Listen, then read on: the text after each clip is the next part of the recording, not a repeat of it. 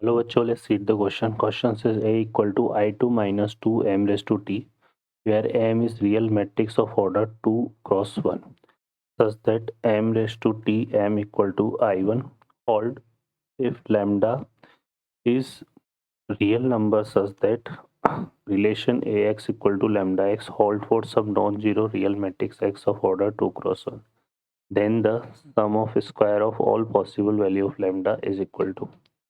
Solve करते हैं question को.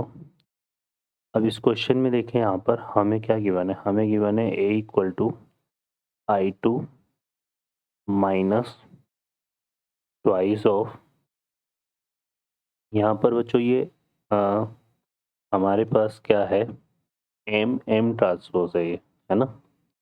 ये 2m ट्रांसपोज नहीं है, यहाँ पर आएगा m ट्रांसपोज. ये इस तरह से गिवन है हमें यहाँ पर. क्लियर है ना. तो यहाँ थोड़ा सा करेक्शन है. अब इसको हम क्या करते हैं, ए स्क्वायर. तो यहाँ पे आएगा A square equal to I2 minus 2m transpose into ये हो जाएगा I2 माइनस 2m ट्रांसपोज. अब इसको सिंप्लीफाई करते देखें यहाँ पर, तो ये क्या आएगा, आइडेंटिटी का आइडेंटिटी मैट्रिक्स से मल्टीप्लिकेशन आइडेंटिटी मैट्रिक्स से आ जाएगा. तो ये हो जाएगा I2. इसका इससे करेंगे तो यहाँ पे आएगा माइनस का 2m ट्रांसपोज. इसको इससे करेंगे तो ये आएगा माइनस का 2m ट्रांसपोज.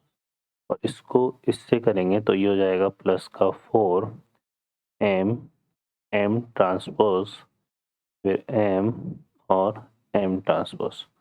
ठीक है, ये चीज़ है.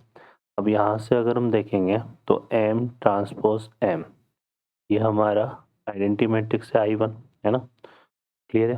तो यहाँ से क्या हो जाएगा, ये बन जाएगा I2, हो जाएगा माइनस का 4m ट्रांसपोज, और ये हो जाएगा I1, और I1 का किसी भी मैट्रिक्स से मल्टीप्लिकेशन करेंगे तो वही मैट्रिक्स आ जाएगा. तो हो जाएगा 4m ट्रांसपोज.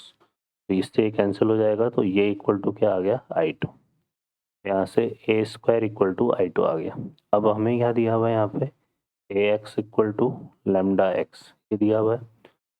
ठीक है, तो इसमें हम क्या करते हैं, यहाँ पर इसको करते हैं ए स्क्वायर एक्स इक्वल टू, ये आ जाएगा हमारे पास क्या, यहाँ से देखेंगे तो ये आ जाएगा लैम्डा तो कांस्टेंट है, और ए एक्स आ जाएगा. ठीक है. अब यहाँ से देखो ए स्क्वायर की वैल्यू क्या है, आई है, तो ये आएगा I2 इंटू एक्स. एक्स हमारा एक मैट्रिक्स है, वेरिएबल मैट्रिक्स है ना, लैम्डा. और यहाँ पर क्या है, ये ए एक्स. ठीक है. अब I2 एक्स को करेंगे तो ये तो एक्स ही आ जाएगा हमारे पास. ठीक है, तो ये कितना जाएगा, एक्स इक्वल टू लैम्डा. और यहाँ पर देखो ए एक्स किसके इक्वल है, लैम्डा एक्स के. तो इसको वापस से हम क्या लिख देंगे, लैम्डा एक्स. तो ये आ जाएगा हमारे पास. अब यहाँ से एक्स को इस तरफ लेके जाएंगे तो ये आएगा 1 माइनस लैम्डा स्क्वायर 0. अब मैट्रिक्स की ये एक्स की, ये तो वेरिएबल मैट्रिक्स है तो इसकी वैल्यू तो 0 होगी नहीं. तो यहाँ पे 1 minus lambda x square equal to 0.